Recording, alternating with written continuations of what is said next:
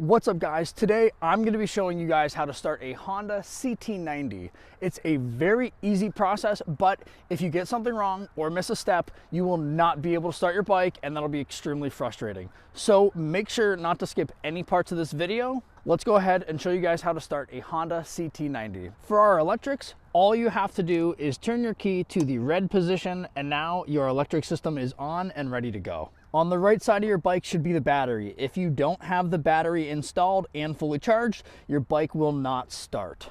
Now on your carburetor, this is your choke lever, this is all the way on, this is all the way off. And for your petcock here, it's part of your carburetor. Up is off, about at a 45 is reserve, and all the way down is on. And now with your electrical and gas both on, all you have to do is kick over your bike.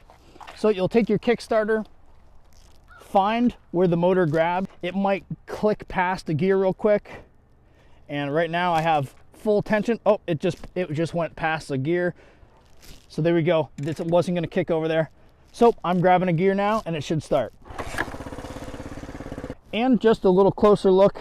See right there, it passed that gear. Now it's locked in place. Give it a good kick, and it'll start right up.